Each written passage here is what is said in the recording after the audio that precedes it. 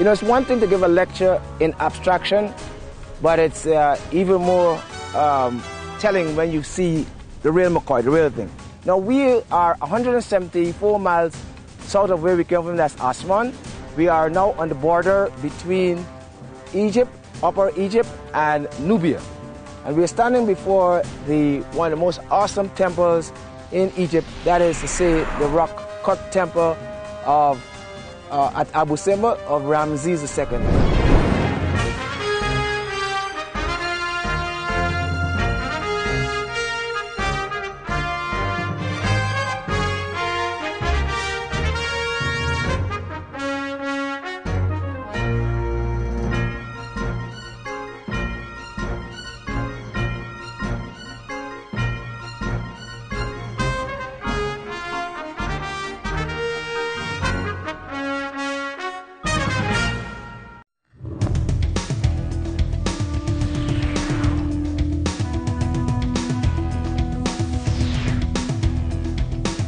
Now, this is for all intents and purposes a museum now, but it is the site on which the first capital of Egypt was located, called Mennefer. The Greeks came and they renamed it Memphis. After the unification of Upper and Lower Egypt around 3100 BC, or 4100 BC, or 4500 BC, you take whichever you need, this became the central seat of power for the now unified two lands. Someone asked me during the, I think it was Neil asked me why I call them two lands. Now, two lands are used to demonstrate two kingdoms. It doesn't mean that they were separate. The same land mass, but not the same. Now, here you had several temples. You had the Temple of Hathor here, or Heteru. You had a temple dedicated to Sekhmet here, a temple dedicated to Ptah, not Ptahhotep, but Ptah. You're going to see him. And what remains now, built around the colossus of Ramesses, which we will see at the end, is this alabaster sphinx of Ramesses II. Now, this is our first contact with Ramesses II. Ramesses II is from the 19th dynasty in the New Kingdom. He's one of the most famous of all the pharaohs because of the amount of time that he reigned on the throne, 67 years. You can hear me talk a lot more about him. And his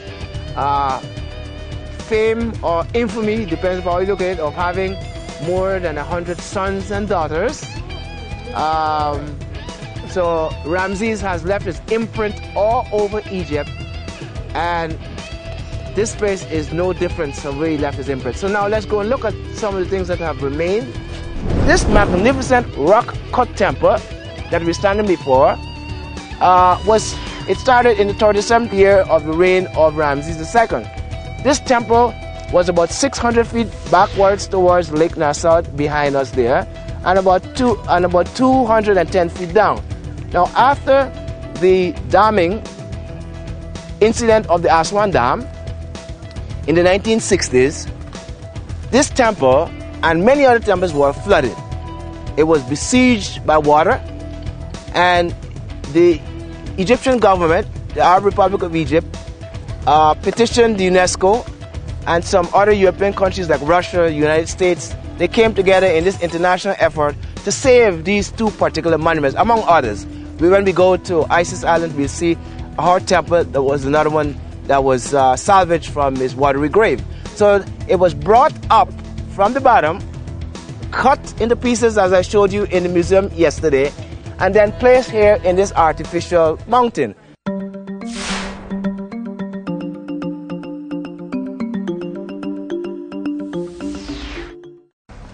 We are standing in the very famous avenue of the ram-headed sphinxes. These cryo-sphinxes are one representation of the god Amun, to whom this entire complex of 245 acres is dedicated to. Now, the avenue itself was done during the reign of Ramesses II. He was the one responsible for the construction of these cryo-sphinxes. Ramesses started the construction of his mortuary temple in the second year of his reign. Ramesses II reigned for 62 years on the throne. He sired over 100 sons. He was a master architect, master builder. And as you could tell from the time we came to Egypt, we saw Ramesses everywhere. Now this place is called the House of 1,000,000 Years. Ramesses built it with the intention that it will last 1,000,000 years. Had it not been destroyed by invaders, this probably would last 100 million years. Now this is the original entrance, the original pylon of this Ramesses II mortuary temple. Ramesses began the building of this mortuary temple in the second year of his reign. I want to recall to you that Ramesses reigned on the throne for 67 years. This pylon, this pylon is now in disrepair, and on this pylon, this is the first time now we're going to see the entire scene of Ramesses II vanquishing his enemies, the Hittites, in the now profusely illustrated Battle of Kadesh.